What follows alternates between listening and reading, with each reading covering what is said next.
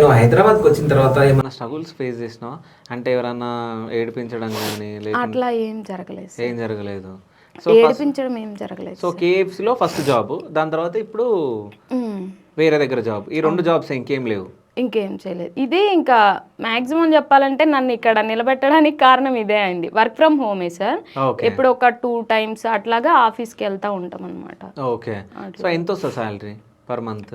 16,000 plus incentives అన్ని కలిపి ఎక్కువే వస్తాయి సార్. ఒక 25-30 వరకు వస్తుంది. ఓకే. 25-30 వరకు వస్తుంది. 30 అంటే మనం చేసుకునే దాన్ని బట్టి ఉంటుంది సార్. ఓకే. అట్లా సో అది చేసుకుంటాం. ఇంటికి ఎప్పుడైనా పంపించినావు డబ్బులు? పంపిస్తాను సార్. మంత్లీ నాకు వచ్చే శాలరీలో 10,000 ఇంటికి ఖచ్చితంగా ఇంటికి పంపిస్తాను. మిగతా వాళ్ళకి కావాల్సినవి కూడా నేనే చూసుకుంటాను. ఆ 10,000 కాకుండా వాళ్ళకి ఏమైనా కావాలన్నా సరే అవన్నీ నేనే చూసుకుంటాను సార్. సో 3 మంత్స్లో డబ్బు అయిపోయింది కదా, డబ్బుకి మళ్ళీ అమ్మకి ఫోన్ చేసినా? లేదు ఈ ఒక్కసారి కూడా అమ్మకి ఫోన్ చేసి. మరి ఎట్లా మరి 4th మంత్ ఏం చేసినావు? అప్పటికి జాబ్ వచ్చిందా? అప్పటికి చేశాను సార్. ఓకే. ఇంకొకటి ఏంటంటే నేను స్టార్ మేకరు అని వాటిల్లో చిన్న చిన్నవి ప్రోగ్రామ్స్ జరుగుతుంటాయి సార్. ఓకే. దాంట్లో ఒక సాంగ్కి 3,000 5,000 అట్లా ఇస్తారు. సెకండ్ ప్లేస్కి, థర్డ్ ప్లేస్కి.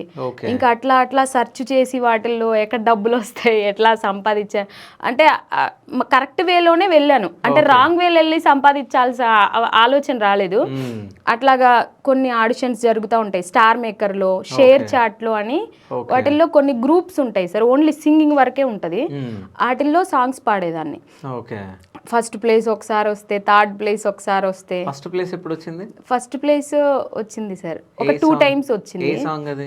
అది ఈ వేళలో నువ్వు ఆ సాంగ్ పాడినప్పుడు వచ్చింది. ఓకే. ఎంత వచ్చింది మనీ అప్పుడు? అప్పుడు 4,500 వచ్చింది సార్. ఓకే. అంటే అందులో విన్నవంగానే అప్పుడే వేసేస్తారు? వెంటనే వేసేస్తారు సార్. ఓకే. అంటే వాటి కోసం అంటే వెతకడము, దాని తర్వాత అందులో నువ్వు గెలవడము, ఆ ప్రైజ్ మనీ తోటి నువ్వు అంటే నీ మనుగడకి యూజ్ చేసుకోవడం,